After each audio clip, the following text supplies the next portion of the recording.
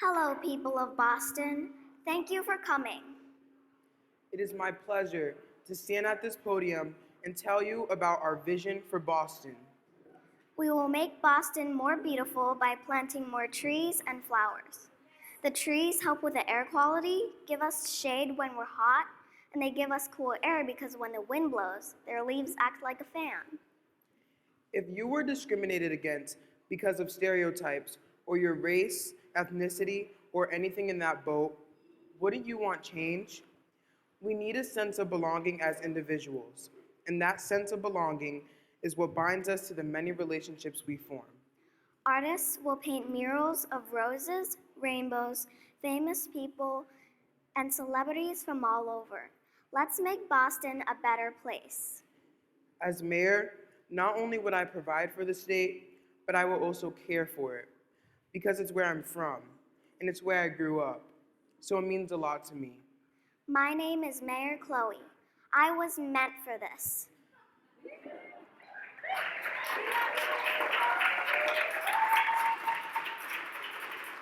My name is Mayor DeVell Moore, and I was meant for this.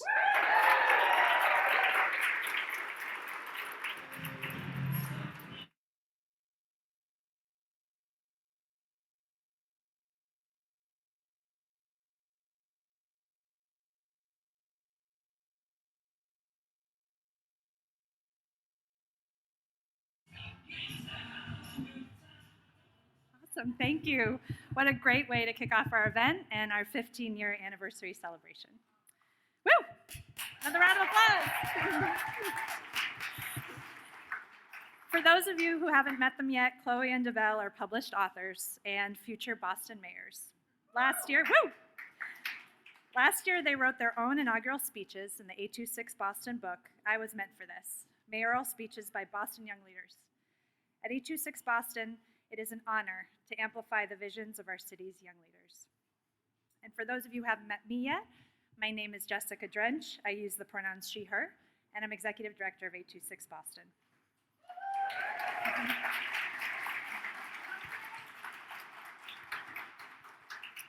The land where the 826 Boston Center, offices, and partner schools are located in Greater Roxbury, and where we're gathered for our event here tonight in South Boston, are in the original homelands of the Massachusetts tribe. We honor and pay our respects to the ancestral bloodlines of the Massachusetts tribe and to their descendants who are still inhabiting the land on where we work, serve, and live today. Thank you all for joining us tonight to celebrate 15 years of incredible stories. Our aim is for you to feel inspired to help us raise funds for 826 Boston's youth writing and publishing programs, which are provided free to students and their families, and are making an impact every single day in the lives of young people.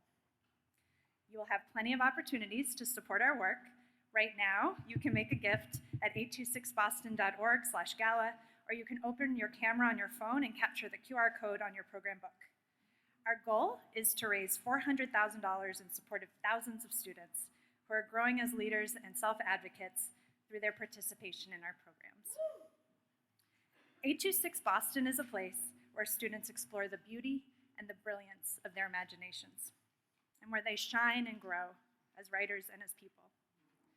Our programs are offered in Boston Public Schools, at our Writing and Tutoring Center located in Roxbury's Eggleston Square, and now virtually.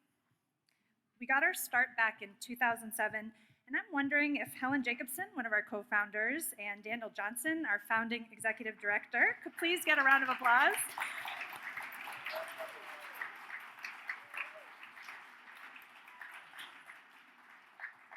For their pivotal roles in launching such a beautiful organization.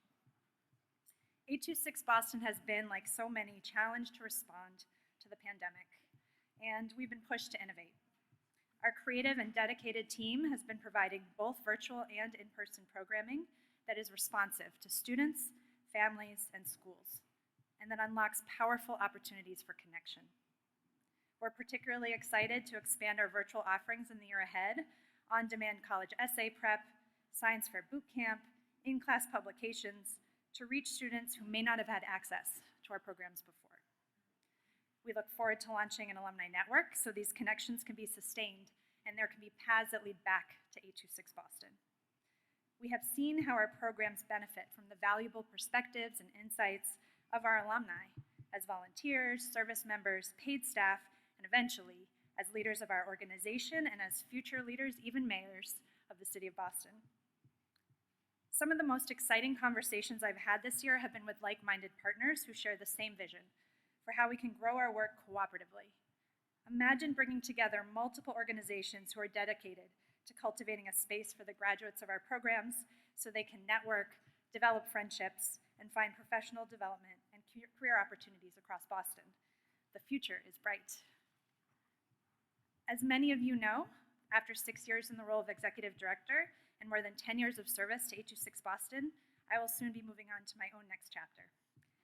As a former Boston Public Schools teacher, it has been an honor to be part of a community that is so authentically committed to centering the powerful voices of Boston students and opening up resources for our brilliant partner educators.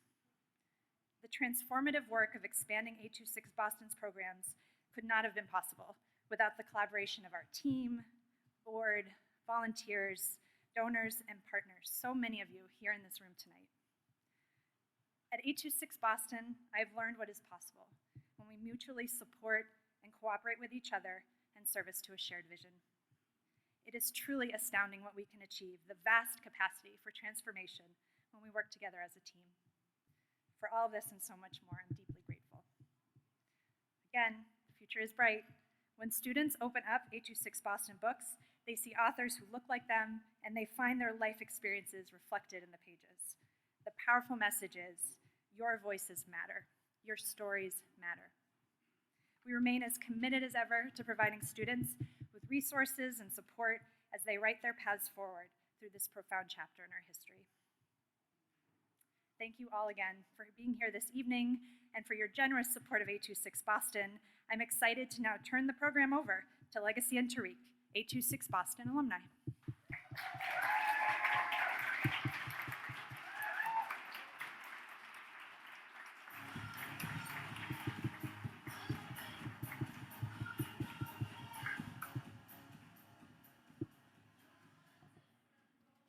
Thank you, Jess.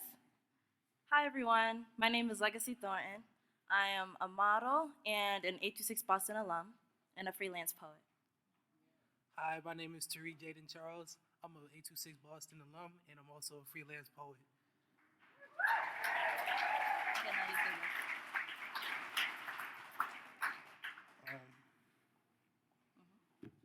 We're about to watch a brief history of 826 Boston, but first we would like to say thank you to an important member of our community.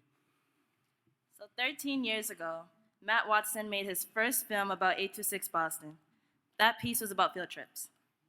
Since then, he's donated his time and talents and produced more than 20 films about 826 Boston's programs, books, and students, including Tariq. Thank you to Matt.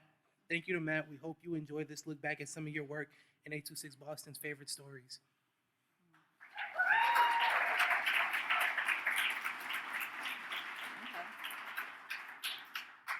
Right now, we are very thankful for his generosity over the years. He's donated his time for every film. We'd like to invite him up to accept the special award tonight.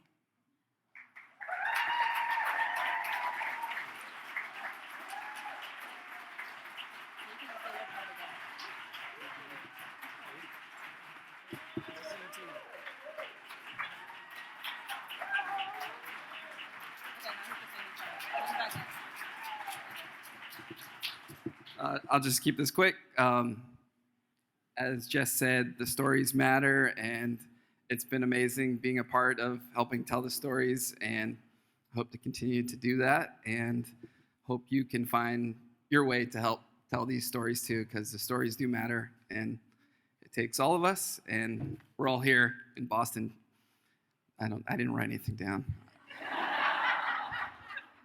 Cut to big close. One more time for these guys on stage.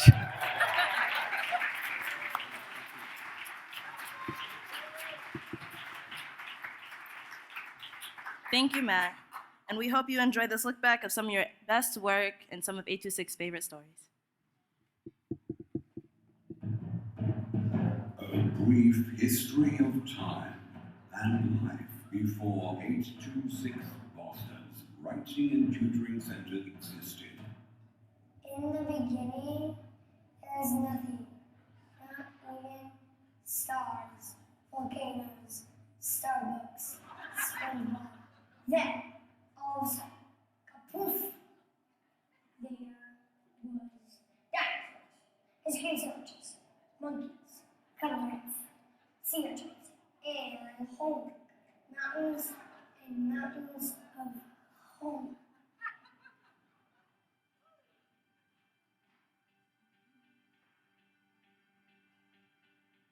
After school tutoring at 826 Boston is exciting. It's different every day. It's a place where you can get help with your homework. It's a place where you can explore and spin off crazy worlds and talk about, what's in your brain and your imagination.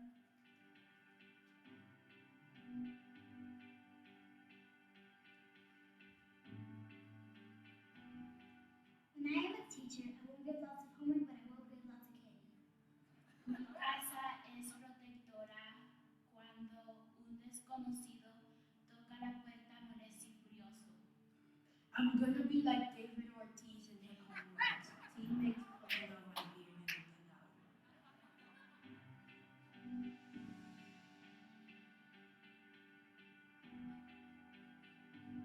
Once you hear the name of Brian, you think of all the mathematics, all the engineering that we have, all the great athletes that are here, but you never actually hear about the artists. Like the artists that walk in the hallways, it's kind of like they have a mask over their face. The writing room is a place for them to just remove their mask and just show who they really are.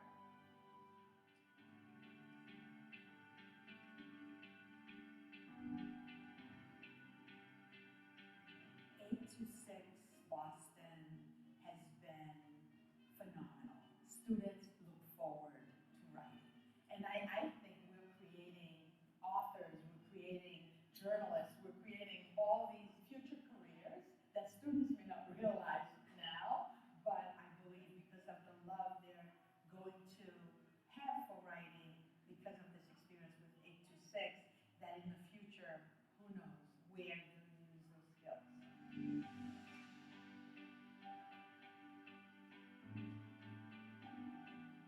When you see that book, you see like all your hard work reflecting in that page, and it's a really good feeling that you get to like remember for your entire life.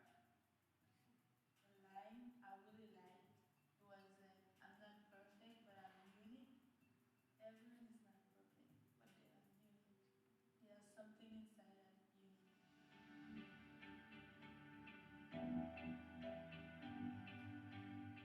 My involvement with 826 has really allowed me to think of kids as writers and of writing in a new way and bring out some of the more creative and imaginative side. 826, I think, really sees the goofy and creative side of kids, that side that I think too often in schools, unfortunately, we tend to quash it. And 826 celebrates it, and I love that.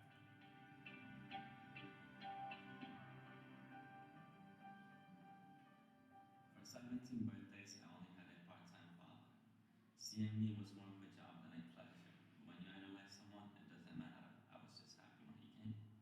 The mud house in Khartoum, Sudan that we lived in was small. While I was laying on my bed in the roofless bedroom, I was fascinated by the endless sky.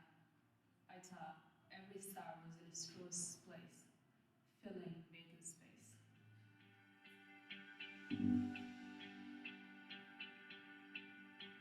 This project is really about giving teenagers a positive, healthy coping mechanism / outlet to release emotions. And I think that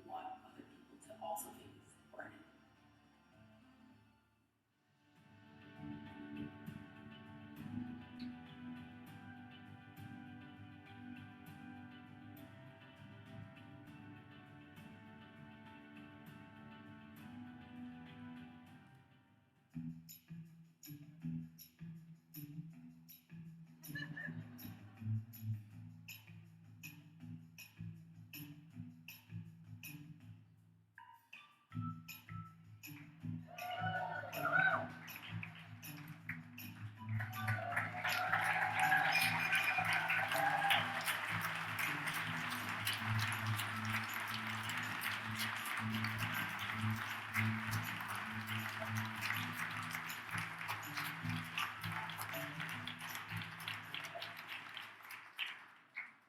suggest you guys come here, and if you don't live in this district, you better not come.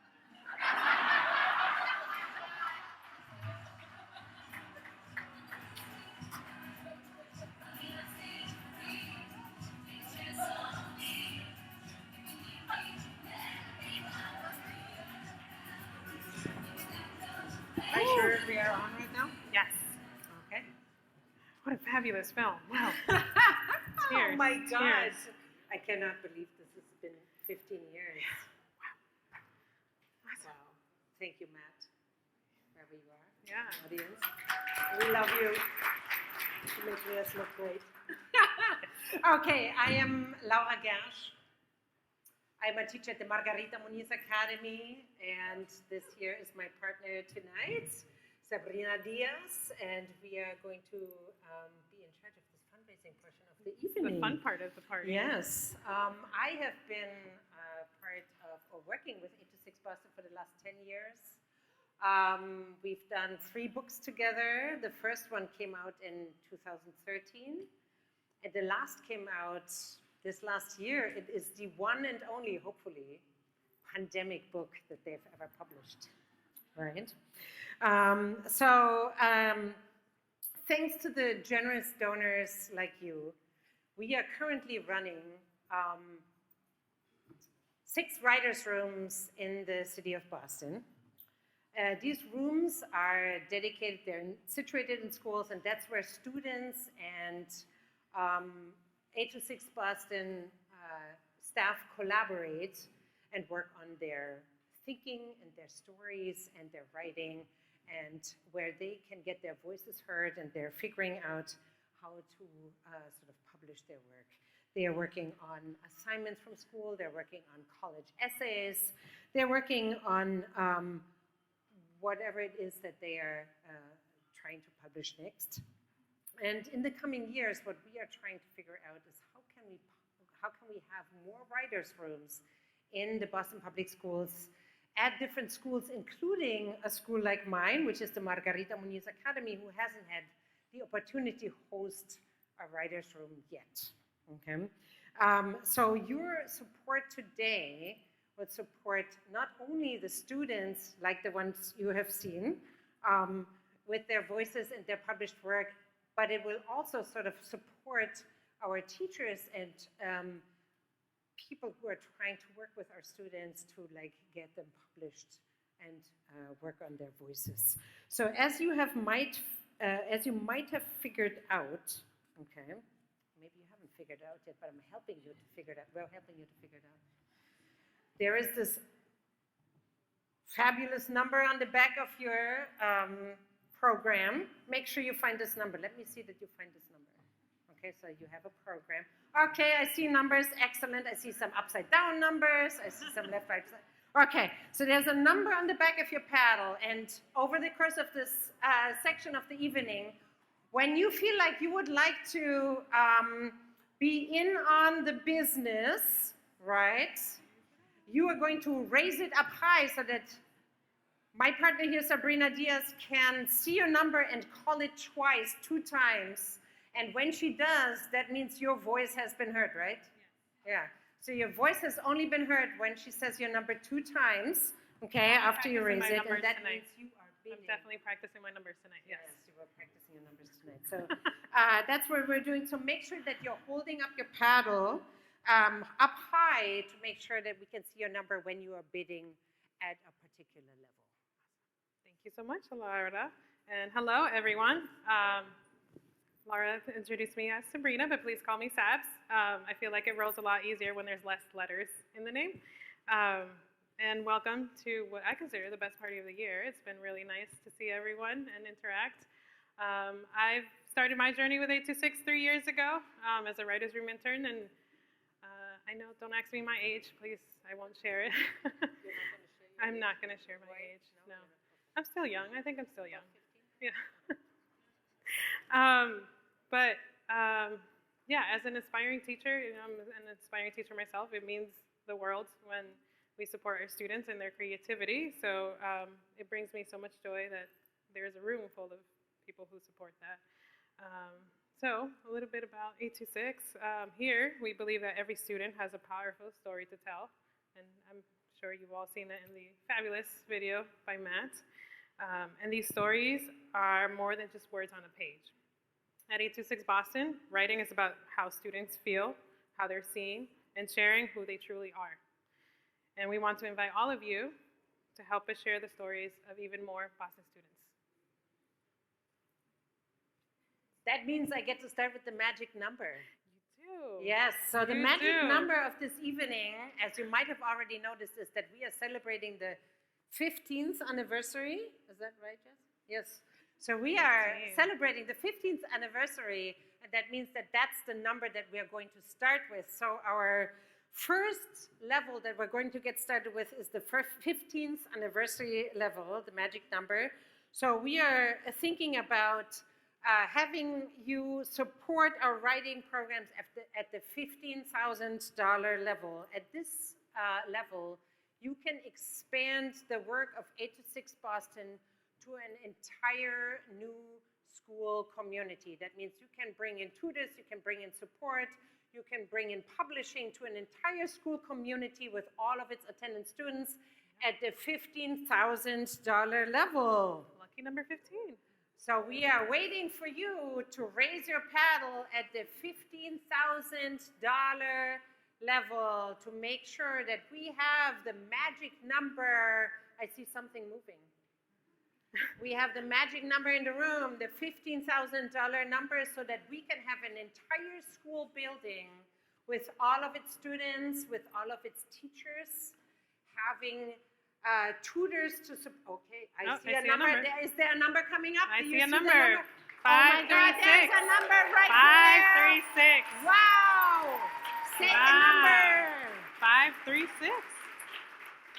What a generous number. I saw that very generous number. I am so floored. I love it that this is an amazing start for this group to raise their paddle for the $15,000 level. I am amazed at I am wondering which school is going to get that program next. Let's see. All right, with a gift of this size, you will help expand the program to the next year. And I am thrilled that we have somebody who will sponsor that program. And I maybe it's going to be do you think it's going to be my son? Let's hope so. Yes. All right. And our I'm at next. the Margarita Muñiz Academy, I'm just saying it. So, the next level up is also a magical number. We know that number. It is 826T. Okay? So, we've got 8260. That's our next level. Yes. And Sabs, tell us all about that magical number of 826. Oh my God, what did I tell you? So you all know the history behind 826, right? Because, 8 minus 2 is 6, right? Yes. Yeah? Yes. But that's not the reason. We also do math with the tutors, right? Yes, On occasion. but that's not the reason why it's called No, it's not? 826. Okay. No. So it's because our hours are from 8 to 6 p.m. Okay, that too. And after 6 p.m. Not true. Okay. Unfortunately, not true. But 826 started in a pirate supply store in San Francisco, located at 826 Valencia Street, which is the very first 826 chapter. So this is why 826. 826 Boston. 826. From 826 Valencia. So this number really means something to us, and if it means something to everyone here in this room today, let's hope that you'll raise your numbers. Oh my God, Look at there's that. a number right there already.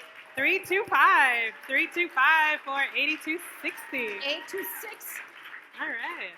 I can't imagine that anybody is here tonight to whom 826 does not mean it's a magical number. Yeah. Right? So we've got 826, and with that number, the 8260 number, right? You in the past have funded a book that I have published with my students. Actually, you funded 3 books. Yeah. That I have published with my students over the course of the last 10 years in my classroom. The book project that you are publishing with our students helps us to make sure that their voices are heard. So this book project this year was about the mayoral election. Yes. Students studied campaign speeches, what are campaign speeches all about, and then the students wrote their own inaugural speeches as future mayors of Boston, as you have heard them. This will be around for the future. They will have their books to look at. They will be proud, and when either one of them is going to become mayor, they will be able to look back at that project. So a gift of $8,260 will make that happen. So raise your paddles now if you would like to support a Boston book project with our students. Raise your paddles now. All right, we can keep it moving. Let's do, what's our next lucky number? Yes, we've got so we are still waiting. We're waiting to hear for the 8 to 6 level, but we have a good-looking group of generous donors here. You are beautiful and you are generous. So let's keep going. Our next, you're beautiful when you are generous.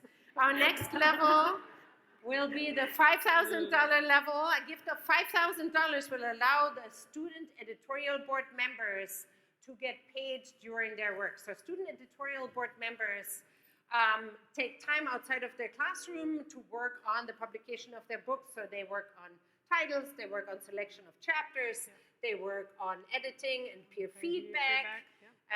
They work with design teams to make their projects happen. So if you would like to make sure that another editorial board group of students gets paid for their work outside of their classroom, please raise your paddle now for the $5,000 level. $5,000 up here. Oh, I see some numbers coming up. See a number, 476. 476 and 406. 406, thank you. All right. Thank you very much. Those students will appreciate it. Such a beautiful crowd. It is a good-looking crowd. We have another level coming up, the 500 level. Oh, we're missing one. We're missing the lucky number. Let's see which number we have. Lucky number 15. Oh, yes. Is that you? That's me. Okay, I'm passing on it to you. So, as we all know, lucky number 15 is our 15-year anniversary. So now we're going to do our $1,500 level, $1,500 level. We're only turning 15 once, and our 15-year anniversary is a special time to remember what we've accomplished. So, for our 15-year anniversary, can we get 15 people, beautiful people in this room, to raise their paddlets at $15,000? Okay, 1,500. 1,500. There we go. 420. 420. I have 402. 402. 477. 477. 517. 517. 486. 486. Incredible. Wow. Are we sure we have about 15 for the 1,500 level? Let's have a look. 1,500. We are still looking for more people. I think we have, how many do we have at this point? 8. We have 8. So we are looking for 7 more people to go up at the 1,500 level. And we can maybe work on it later. So let's move on. No pressure. No Please pressure use the at all. QR code behind the program. Okay, so let's tell us a little bit about what the 500 level can do. The 500 level, which is the next one up, is supports the after-school publishing program at 826 headquarters. During the after-school program, students can go and work on their writing, but they can also choose to write on anything that they are excited about and see their voices and their work and their imaginations published. This work has included in the past not only piles and piles of chocolate, but also traps and escapes. It has also involved switching bodies, time travel, and I think being the teacher of the teachers that are teaching you. I think I've heard that before. I heard chocolate, that's all I heard. I'm not future into my students and maybe my teachers. I'm not sure. So it is incredible to see students just go for their own writing in the after-school program and publish their own writing in whatever they are thinking of. I have not yet tried body switching and time travel, but one of the things that I've asked them to do is figure out how to be in 2 different places at the same time for me. I consider that multitasking. Yeah, I think so. Yeah, They're I don't working on that. So this is at the 500 level. If you would like to sponsor the after-school program for students to come to 8 to 6 Boston and work on that, please raise your paddle right now for the $500 level. All right. And I am seeing Keep some them up. numbers coming I up see back there. 535, 535, 320, 320, 322, 322, 405, 405, 435, 435, 311, 311, 482, 482, 404, 404, 303, 303. Oh, wow. Thank you so much. Well done, everybody. We're going to have a lot of after-school students writing about how to be in 2 places at the same time. And lots of chocolate. All right. Well done, everybody. Thank you so much for your generous donations. And now we are getting, all right. We are getting to our last level. That is the $250 level. At the $250 level, what you can do is you can make a day in an elementary school student classroom really special. You can take an elementary school classroom to 8 to 6 Boston headquarters for a storytelling and book publishing field trip. What that means is that you get that whole group of little itty bitty students and you bring them there, and what they get is to develop their stories and their imaginations, and they can then get it all written down, they get it illustrated, they get it published, and they go home with a book of their own story under their arms. Okay, so who wouldn't want to support students at that level? That is the $250 level, and you can make sure that that happens for an elementary school classroom. So, $250, please raise your paddles so that we can. 311. All right, 311, I see. 399, 399, 304, 304, 418, 418. We have a number 513, of elementary classrooms who 513, get to go. 481, 481, 302, 302. There we go. There's 319, 319, 318, 318, 403, 403, 426, 426, Make sure you keep your paddles up so we don't miss you. 524, 524, 518, 518, 553, 553, 315, 315, and up in the mezzanine, 458, 458. Wonderful, I think that's everyone. Incredible. Let's give ourselves a round of applause. Thank you so much.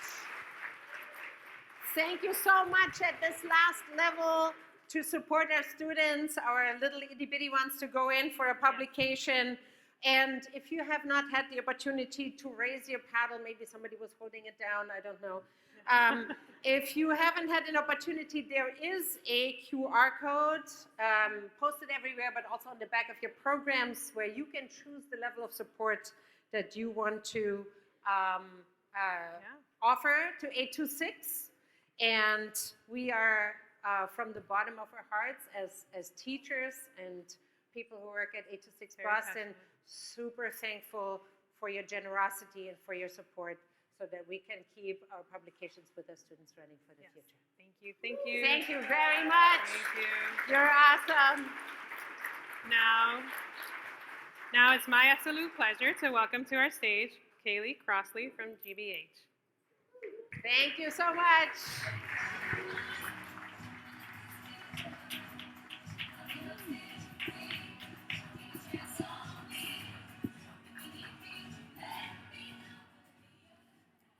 So you may note that I was on the program with Angeliqua. We were to have a conversation. Something came up and Angeliqua could not make it tonight, but I figure I ate all the hors d'oeuvres, so I should do some work.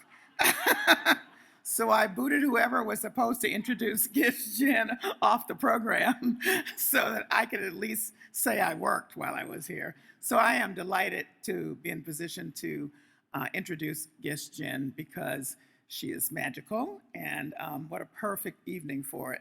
I have to say that one of your board members, Jeff Meyerson, has been telling me about this event for years and years and years, and he always makes it sound so wonderful, and so I'll be delighted to tell him that it was as good as he has always described. So, having said that, let me introduce Gish Jen. She's the author of 1 previous book of stories, 5 novels, and 2 works of nonfiction. Her honors include fellowships from the Guggenheim Foundation, the Radcliffe Institute for Advanced Study, and the Fulbright Foundation, as well as the Lenon Literary Award for Fiction and the Mildred and Harold Strauss Living Award from the American Academy of Arts and Letters.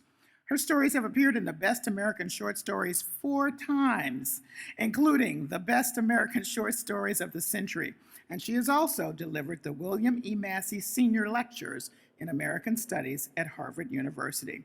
She and her husband split their time between Cambridge, Massachusetts, and Vermont. And I was just talking to Gish before this. She mostly writes in Vermont now because, you know, it's cows and it's quiet and all that. I did point out to her that winter in Vermont was not a pretty thing. She agreed, but she keeps turning out great work. One more thing I'd like to say. I looked up that the 15th anniversary, if you're talking about a wedding, is crystal, which I think is so appropriate for your evening tonight. It's so light, it means love often, and it's sparkly, and it's magical, and so is Gish Jen. And she's funny. Gish Jen.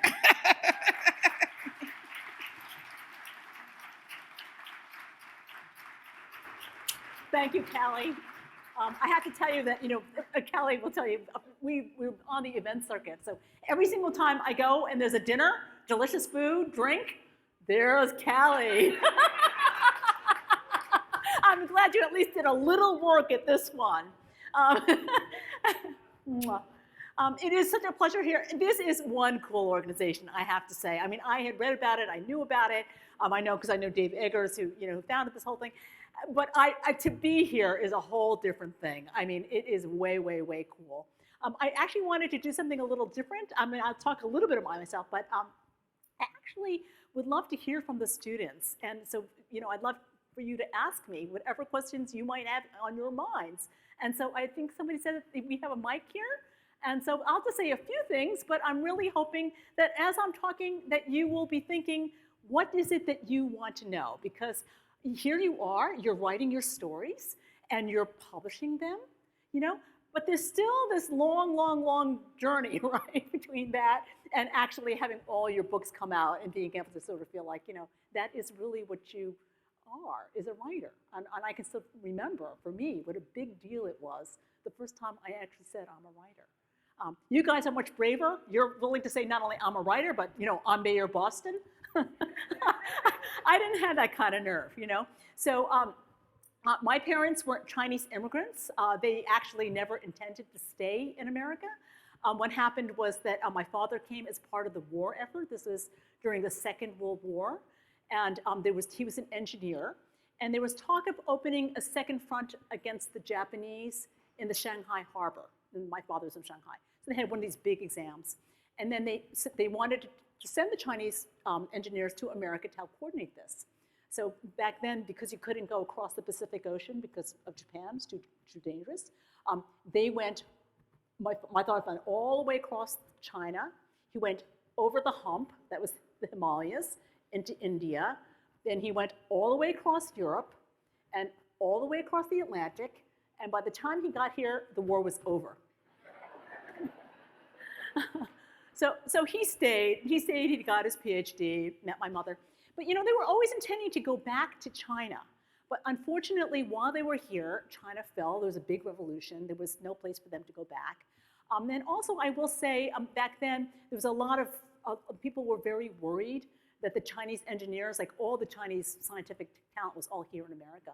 They were very worried that they would go back and help the communists.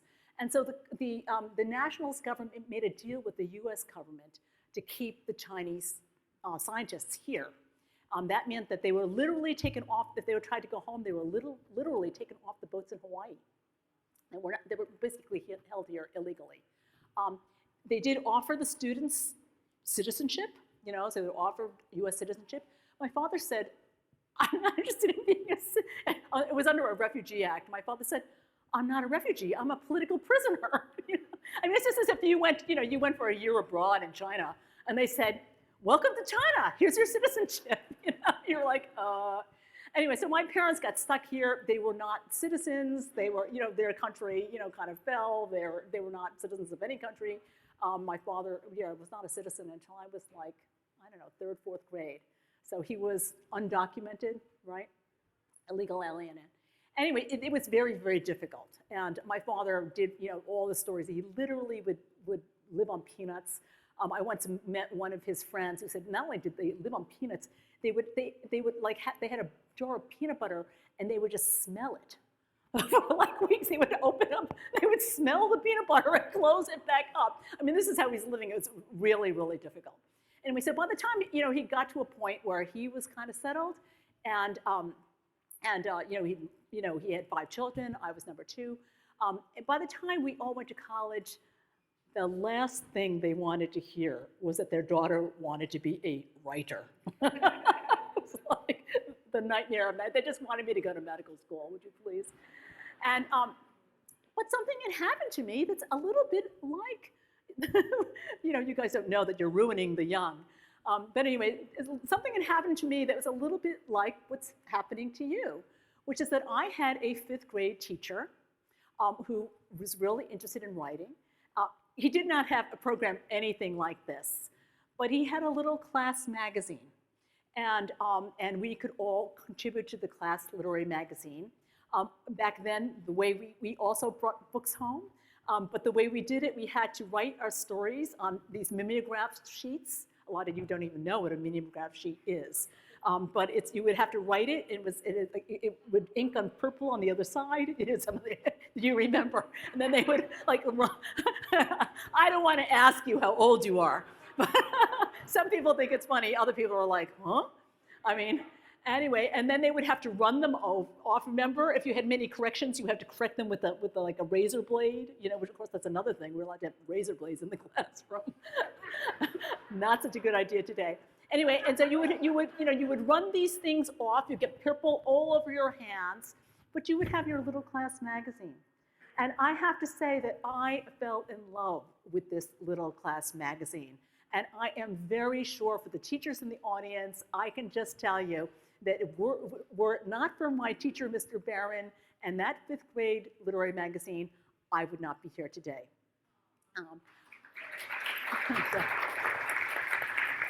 Thank you, teachers. Although I would probably also add my parents would be delighted. But anyway, so I would love to actually open the floor to you so I mean, I will say another little feature of my journey. Today, those kids, they're all taught to speak up from the start. But I was really of the generation, I mean, I don't want to support the stereotype, but I was of the generation where, people like me, little Asian girls, did not talk. And so I can't, I was one of the ones in the classroom who didn't raise my hand, and I would never volunteer anything. And it really, honestly, to speak aloud was the scariest thing. I can't even tell you. But as you can see, I have gotten over it. And you are all going to get over it a lot faster than I did. But I would love to take questions. So if any, I know that you guys, you've been trained to ask, and by the way, you adults can also ask questions. Should you have questions? But I will answer anything. If you want to know what my days are like, what it's like to, what it really is like to write in Vermont, where it does get very, very cold.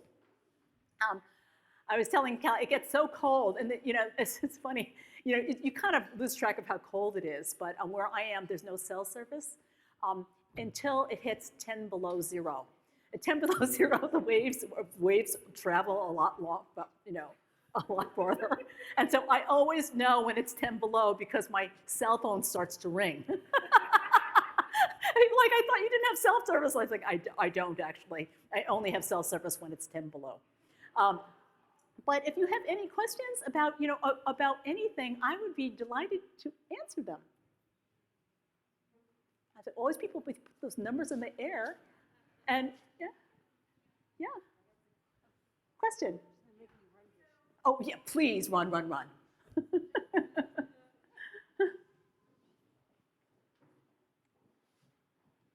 Thanks. So I loved The Resistors. Oh, thank you. And I'm not a baseball fan, but I loved it. And I finished the book and I was wondering, like, is Gish Jen a huge baseball fan? Or did you just like come up with that? Because it felt like there was so much passion in the sport, but so that was a question. Okay, so that's one thing about we writers is we write about all kinds of things. Like I've written about what it means, what it's like to be Cambodian, but I'm not Cambodian, So, and for those who don't, so The Resistors is a novel. It was a post-automation surveillance state feminist baseball dystopia. I will say that like when I started that book, I had been writing mostly realistic fiction up to that point. And when I brought it to my editor, I said, are you sitting down? Because I have written this book.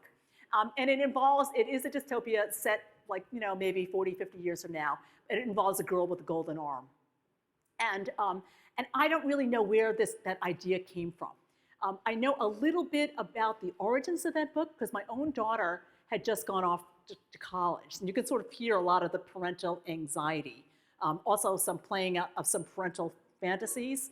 Like, she does, I don't want to give away, but the parents do bug the daughter. Which I have to say that every parent I know is like, can we really do that? Put something in their backpack. Anyway, so she has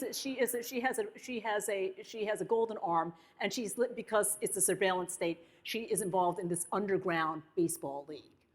So everybody thinks that I must be this baseball fan, but the truth of the matter is that I kind of wanted to write about this generation. I want to write about this time where so much is happening. There's so much to think about, but I couldn't write about any sport that my children had ever been involved in.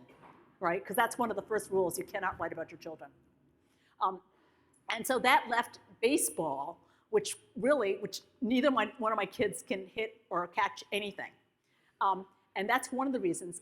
The other reason I wrote about baseball is that, interestingly, even though my kids didn't play baseball, my parents, especially my mother, was an avid baseball fan.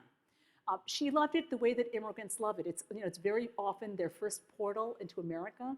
It's like the first thing they can do where they can kind of participate and root and, first they have to figure out that, what's going on, like what is going on.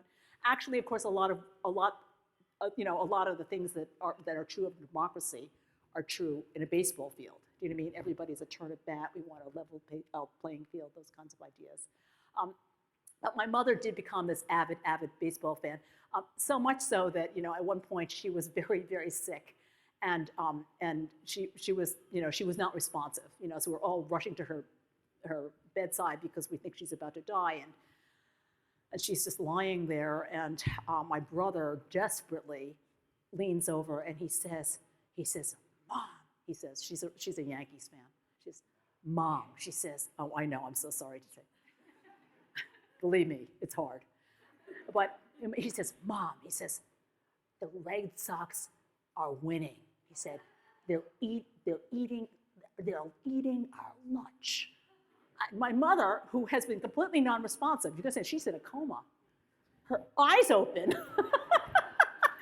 And without missing a beat, she says, that Aaron Boone should be fired. Aaron Boone is the manager of the Yankees. So when I say that she was avid. I mean, she did die during COVID on Saturday, but we did bury her with a Yankees cap. So I know baseball the reason I myself am not really that big a fan, but I understand the fandom. I understand the whole thing. I kind of understand the love of it more than I understood the details. The details are all research. you know.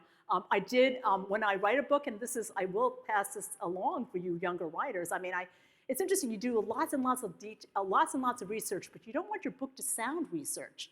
Like, you know, like it doesn't sound research, right? And what I always do is I always tell students, actually, you do all the reading, you do all the research, and then just forget it. Because the good details you will remember. So all the really good you don't have to work. You know what I mean? So you use your memory to take the good details out. And so you know, that is what I did.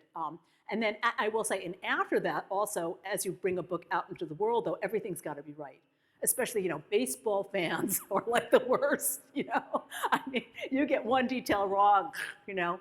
So I sent my book, you know, to absolutely, you know, the most fanatical baseball fans that I knew, and I asked them all to read for me, you know. And then finally, when I did pass muster with, you know, various baseball biographers like Jane Levy, who wrote the biography of Ted Williams, and you know, everybody really, Babe Ruth most recently. You know, so you know, when I finally passed muster with them, I was just like, phew. Every book there's something that a little nervous making about every book, and in this case, it was the baseball details. You know, I was waiting for somebody to say. But now everybody thinks I must really know a lot about baseball, but actually, everything I know is in the book, and I have forgotten everything else. Everyone wants a sequel. I'm like, oh my God, so much work I would have to do. Anyway, other questions? Yes.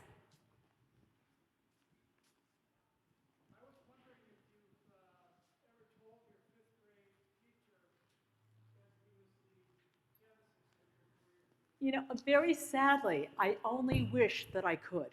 I wish that I could. And unfortunately, he passed away before I had a chance to tell him. And there was another professor also who was very, very important to me, my professor when I was an undergraduate. And his name was Robert Fitzgerald. He was a translator. I took his class by accident, really, because I felt like I was an English major and I didn't understand why poetry had to be written in those little lines. Like, why don't they just say what they mean, right?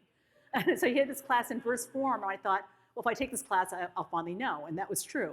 But he said there was to be a weekly exercise, and I thought he meant like a paper, right? But it was a weekly exercise in verse. And I'm thinking, oh my God, like I'm gonna have to like write a poem like every week. And I knew I could always drop. You know, I sat down to my first poem, and I thought, oh, I can always drop. But you know, I sat down to write it, and I loved it. And I said to my roommate, I said, you know, I love this, and I said, you know, if I could, I would do this for the rest of my life. I said that. But you know, I was the daughter of immigrants. You know, people like me did not become writers. You know, I mean, I really didn't, you know, it took me many, many years, but that professor actually also took me aside and sort of said, have you thought about doing something with words? Oh, well, first he asked me, why are you pre-med? And that was a very good question since I had just gotten a C in chemistry. And he said, why are you pre-med? And he said, have you thought about doing something with words? And he was the one, he got me, you know, kind of put me back, first got me a job in publishing. And I didn't thank him either, but he knew. I know he knew, I know because an excerpt from one of my books was used on the SATs, I'm very sorry to say, and his wife was on that committee. And I heard that his wife said, you know, she was a student of my husband. So he did know. But I have to say that today, I thank everyone. I have learned my lesson. I'm just like, you know, do not wait. Do not wait. Thank them now while they're alive. And I would say that is my parting wisdom to you all. Thank you all so much. More power to you.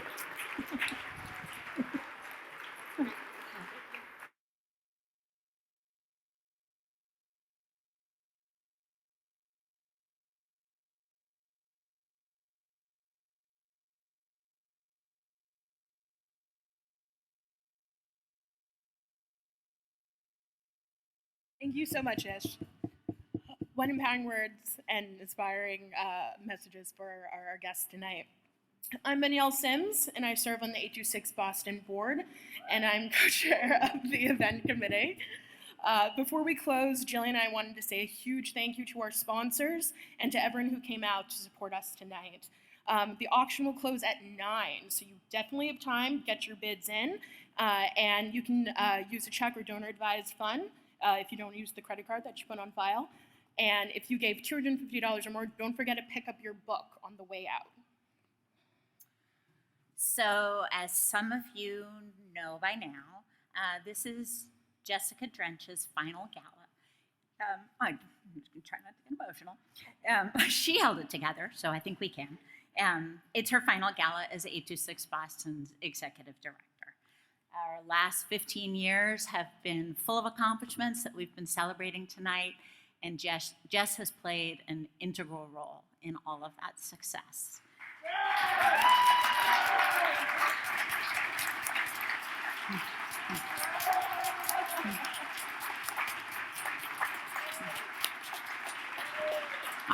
I'm not sure where she is. She was there, but I don't know. Is she up there now? Okay, she's up behind me.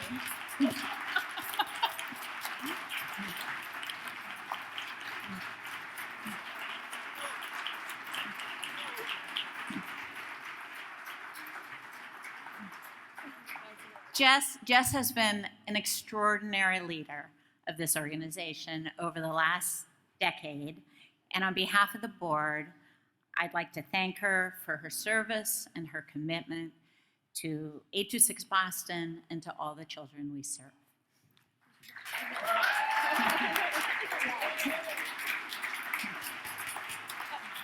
Yes, thank you so much, Jess. We love you. And thank you, everyone, for coming. Have a good night. All right, Cannon. Great. Yeah.